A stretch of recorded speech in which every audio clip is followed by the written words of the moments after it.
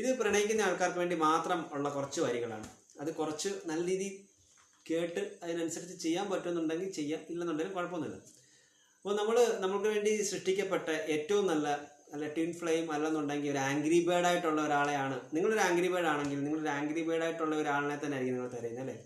അപ്പോൾ അങ്ങനെയുള്ള ഒരാളെ നമ്മൾ സെലക്ഷൻ ചെയ്യുകയാണെന്നുണ്ടെങ്കിൽ, അല്ലെങ്കിൽ നമ്മൾ കാത്തിരിക്കുകയാണെന്നുണ്ടെങ്കിൽ അതിന് കുറച്ച് ചിലപ്പം കാലതാമസം വരുമായിരിക്കും. അപ്പോൾ ആ കാലതാമസത്തിൽ നമ്മൾ ഉദ്ദേശിക്കുന്ന അതേ ലൈവിൽ തന്നെ ഉള്ള ഒരാൾ, അല്ലെങ്കിൽ അതേ ഒരു നമ്മുടെ ഒരു മൈൻഡിൻ്റെ അതേ സ്ട്രക്ചറിൽ തന്നെ ഉള്ള ഒരാളെ തന്നെ നമുക്ക് കിട്ടണമെന്നായിരിക്കും നമ്മളെല്ലാം ആഗ്രഹിക്കുന്നത്. പക്ഷേ ചിലപ്പോൾ ചിലരൊക്കെ അതായിരിക്കും എന്ന് വിചാരിച്ച് കയറി വെറുതെ അങ്ങ് പ്രണയിക്കുന്ന ആൾക്കാരുണ്ട്. പക്ഷേ ചിലപ്പോൾ അതൊക്കെ നമുക്ക് സെലക്ഷൻ തെറ്റിപ്പോകുന്ന ആൾക്കാരുണ്ട്. അപ്പോൾ നമ്മൾ എപ്പോഴും നമ്മൾ നോക്കാം, നമ്മളൊരു ആംഗ്രി ബേർഡ് ആണെങ്കിൽ, അല്ലെങ്കിൽ നമ്മളൊരു ടിൻ ഫ്ലെയിമിനെയാണ് ആഗ്രഹിക്കുന്നതെങ്കിൽ അതൊരു ആംഗ്രി ബേർഡോ അല്ലെങ്കിൽ ഒരു ടിൻ ഫ്ലെയിം തന്നെ ആണോ എന്ന് നമ്മൾ നോക്കണം. ഇല്ലെന്നുണ്ടെങ്കിൽ നമ്മൾ പറഞ്ഞ പോലെ ഒരുപാട് കാത്തിരുന്നിട്ട് കിട്ടിയ ഏതെങ്കിലും മതി എന്ന് പറഞ്ഞു കഴിഞ്ഞാൽ നമ്മുടെ ജീവിതം ചിലപ്പം നശിച്ചു പോകത്തതേ ഉള്ളൂ.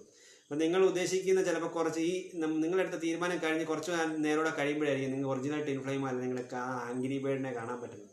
അപ്പോൾ അങ്ങനെ ഒരു സന്ദർഭം ഉണ്ടാവാതെ നിങ്ങൾക്ക് മനസ്സുകൊണ്ട്, അല്ലെ അയാൾ അടുത്ത് നിൽക്കുന്ന സമയത്ത് ഇയാളാണ് നിങ്ങളുടെ ആംഗ്രി ബേർഡ്, അല്ലെ ഇയാളാണ് നിങ്ങളുടെ ടിൻ ഫ്ലെയിം എന്ന് തോന്നുന്ന ഒരാളെ മാത്രമേ നമ്മൾ ജീവിതത്തിൽ സെലക്ട് ചെയ്തെടുക്കാവൂ.